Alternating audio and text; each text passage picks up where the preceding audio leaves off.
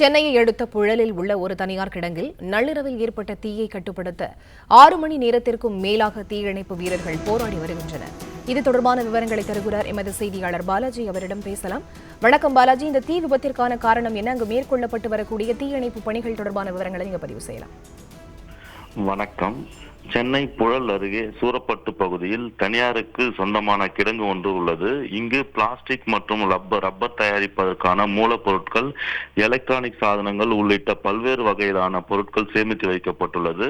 நள்ளிரவில் இங்கு திடீரென தீ விபத்து ஏற்பட்டுள்ளது. இந்த தீயானது மலமளவன பற்றி கொழுந்துவிட்டு எரிந்து வந்த நிலையில் இது குறித்து அளிக்கப்பட்ட தகவலின் பேரில் செங்குன்றம், அம்பத்தூர், ஆவடி, வியாசார்பாடி, பெரம்பூர், செம்பியம், கொளத்தூர் உள்ளிட்ட தீயணைப்பு நிலையங்களில் இருந்து சுமார் 10க்கும் மேற்பட்ட தீயணைப்பு வாகனங்கள் வரவழைக்கப்பட்டு சுமார் 50க்கும் மேற்பட்ட தீயணைப்பு வீரர்கள் தீயை அணைக்கும் பணியில் ஈடுபட்டுள்ளனர்.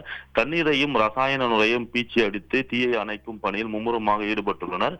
மேலும் அங்கு உள்ள கெமிக்கல் பொருள் உள்ள டேங்கர் மீது ரசாயன நுரையை பீச்சி அடித்து பாதுகாப்பு பணியில் ஈடுபட்டுள்ளனர். மேலும் அருகில் உள்ள வீடுகளுக்கு தீ பரவாமல் இருக்கும் வகையில் பாதுகாப்பு நடவடிக்கைகளை தீயணைப்பு வீரர்கள் மேற்கொண்டு வருகின்றனர்.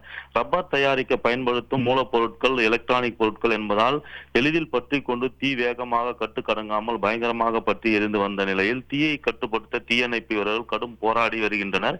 இந்த தீ விபத்தில் பல லட்சம் ரூபாய் மதிப்பிலான பொருட்கள் எரிந்து நாசமானதாக கூறப்படுகிறது. மேலும் தீ விபத்தில் அதிர்ஷ்டவசமாக தொழிலாளர்கள் யாருக்கும் எந்தவித பாதிப்பும் ஏற்படவில்லை என்று காவல்துறை தரப்பில் தெரிவிக்கப்பட்டுள்ளது. சுமார் 6 மணி நேரத்திற்கும் மேலாக போராடி தீயை கட்டுக்குள் கொண்டு வந்துள்ள தீயணைப்பு துறையினர் தீயை முழுவதுமாக அணைக்க மேலும் 1 மணி நேரத்திற்கு மேல் ஆகும் என தெரிவிக்கப்பட்டுள்ள நிலையில் தீயை அணைக்கும் பணியில் தீயணைப்பு துறையினர் தீவிரமாக ஈடுபட்டு வருகின்றனர்.